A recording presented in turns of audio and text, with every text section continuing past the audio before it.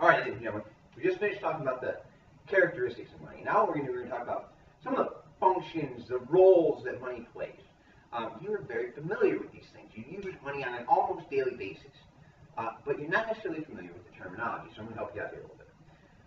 I want you to think about money, though. Before we talk about these, let's think about money before we had money. How did we get the things we wanted? Well, if you were a, say, printing press operator and needed a pound of ground beef, you had to find some cow farmer that had a need for printing press services so that you could then exchange the actual physical services with each other. And that was really a pain in the rump. No pun intended. But with currency, it allows you to go to, if you're a printing press operator, to go to a beef farmer and say, hey, here is currency. Give me the physical, tangible good that I want, and you can have the money. The money is not anything that you can really use. You can't eat it. You can't sustain life with it. You can't rub it on you to make you feel better or smell better. But you can take that money and go someplace else and buy whatever it is that you need. So in this way, it functions as what we call a medium of exchange. It's something that people accept widely across an economy. And for most of us, that's the U.S. dollar here, but if we go to Canada, it's the Canadian dollar, in Mexico, the peso, in Europe, the euro, and people accept those widely. Anywhere you go. Now, for that to happen, though, this second thing has to be true. It has to be able to keep its value. And the American dollar, for us here in our generation, and for most of American history, has been very, very stable. Some people quibble with the use of most there. But historically, the American dollar has been very, very stable. And that allows it to be very usable, and people are confident in it. In fact, so confident that other countries where the stability of their currency is not there, they adopt the American dollar. They say, hey, you know what?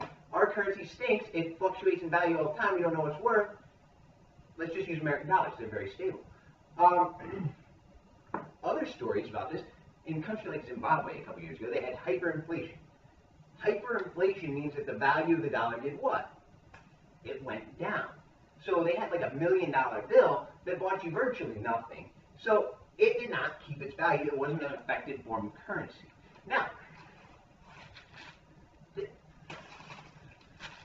brings me to this, which is, what is it? This is pipe tobacco. Why do I have pipe tobacco? Well, I have pipe tobacco to remind me to tell you this story. This pipe tobacco comes from an elderly uncle who's trying to pass down a certain habit to a younger generation. That's not why I have the pipe tobacco. It's for this story. Because historically, we've seen places where their currency loses its value. And so what do people turn to as an alternative type of currency? Cigarettes. In 1990, the Soviet Union was collapsing, and Russia had the ruble, I think it was the ruble, and it became virtually worthless. People didn't want it, so they turned to cigarettes. People who did not smoke carried around cigarettes because they knew they could go places and get stuff with it because they were deemed valuable, and they kept that value for a time in Russia. Same thing happened in certain prisons in World War II, and even prisons today, where cigarettes maintain their value, and they work very nicely as a form of currency. Which brings me to my last one, which is the unit of account. This is simply the idea that it provides a measuring stick. Currency provides a measuring stick.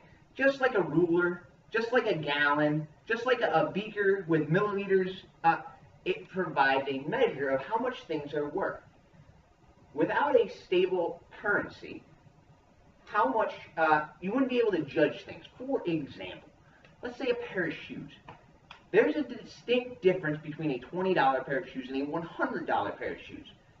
In your head, you know that a $20 pair of shoes is a pretty cheap pair of shoes. And if it's a good pair, you know it's a quality pair, you know you're getting a great deal. Versus a $100 pair of shoes where you go, that is significantly more expensive. It better be a better quality. It gives you a judge, a guide, as to what things are worth. Whereas, you know, if you were bartering hours of labor to get your shoes, well, that's a little bit trickier to use as a measuring stick. Somebody says 2 hours of labor, well, somebody says an hour of labor. An hour of labor doing what? Mowing your lawn, shoveling? Are they the same thing? If you're paying in labor, it becomes very, very messy as to what exactly a good deal would be. Whereas dollars, very clear.